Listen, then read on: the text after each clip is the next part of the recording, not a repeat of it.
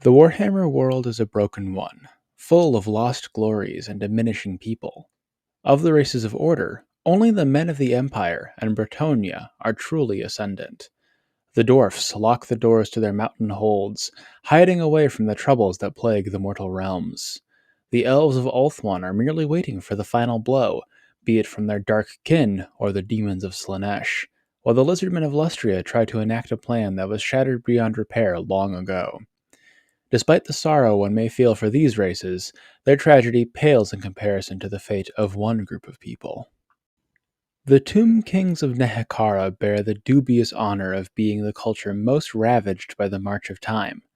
Once a proud realm of awe-inspiring monoliths, mighty armies, and ruthless kings, endless internal warfare and the meddling of the necromancer Nagash has left Nehekara a broken land of animated skeletons and wrathful mummies.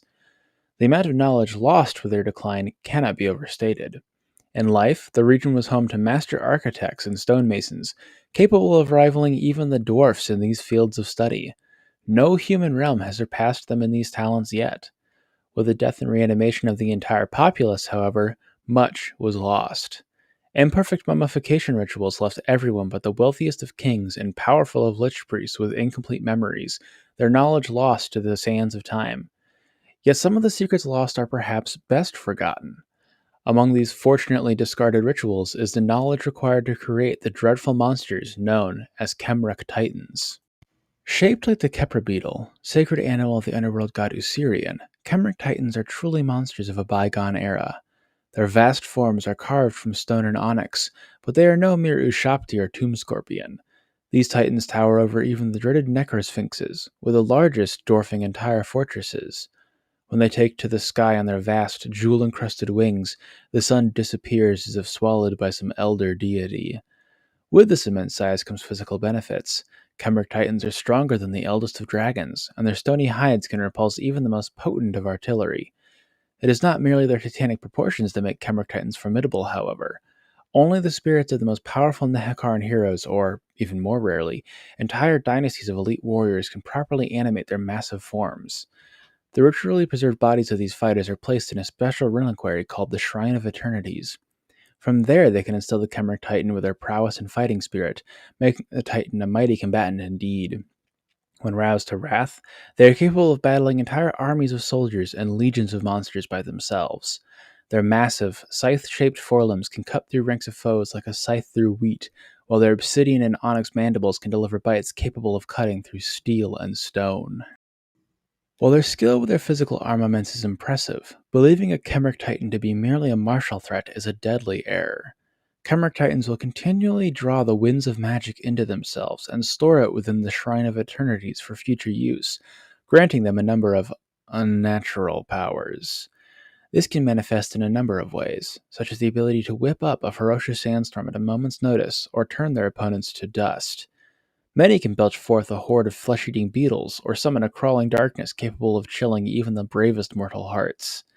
As horrifying as these abilities may be, they pale in comparison to the greatest weapon of the Khemric Titan. By opening its pitch-black maw, the Titan can transform its mouth into a portal to the realm of souls, sucking the animating essence from their opponents and leaving them lifeless husks on the battlefield. Armor is no protection against such an attack, and only the hardiest or luckiest of combatants can survive it. The stored magical energy that lets Khemric Titans perform these magical acts also ensures that their destruction is nothing less than catastrophic. When dealt a killing blow, the incantations and magic binding its frame rush forth, rapidly aging anything near the Titan to dust. While potent magic can save a creature from this fate, nothing else can. Even the eternal grasp of death cannot hold something that has been afflicted by the final curse of a Khemric Titan. Not even the inhabitants of Nehekara fully trust the Khemric Titans. Unlike everything else save Cetra in that dead land, Khemric Titans are completely independent of the will of the mortuary cult. Their ability to store magic lets them wander as they please without the incantations of a lich priest. Fortunately for the Tomb Kings and the world at large, Khemric Titans are often content to stay entombed within the sands. The exact resting places of each Khemric Titan, or indeed how many are still functional, is unknown to even the most knowledgeable of lich priests, but it is known that most were positioned at the borders of Nehekara. There they can guard the land of the dead from the many enemies that seek to enter it. Some are also known to guard sites of ancient evil, ensuring that their contents never escape. It is unclear how many buried horrors of the past remain undisturbed due to the activities of Khemric Titans, but it is likely that the world owes them a great debt of gratitude. Khemric Titans are not in Total War Warhammer as of the recording of this video, though it seems likely that they would be added to the game if the Tomb Kings were to ever receive another DLC. They would probably function a lot like the Dread Saurian on the Lizardmen roster, though they would probably have bound spells to emulate their magical abilities. A Khemric Titan would also probably have an anti-large bonus, as they had some attacks on tabletop that were explicitly designed to ruin the day of any large, multi-wound target in front of them. Given their wings, they might also be able to fly, but I could also see CA not wanting to deal with making flying animations for something so large. After all, Necrosphinxes could fly on tabletop, but they are firmly stuck on the ground in a Total War. Either way, it'd be super cool to see the Tomb Kings get yet another giant monster to play around with in-game. Plus, I'm sure the illustrators at CA would outdo themselves with this model. I mean, look at it, it's gorgeous. And with that, we've concluded our overview of the Khemric Titan, the first in our new series covering the monsters of the Warhammer world. I'm hoping to make this another recurring series on the channel to accompany the Regiment of Renown and Items of Legend series, so hopefully everyone likes the content. In keeping with our spooky theming this month, we focused on one of the giant monsters of the Tomb Kings. After releasing videos of the Chosen of the Gods and King Nekesha's Scorpion Legion, I figured I would make this the Nehekara week of Spooktoberfest. Hopefully they're still spooky enough for everyone's tastes.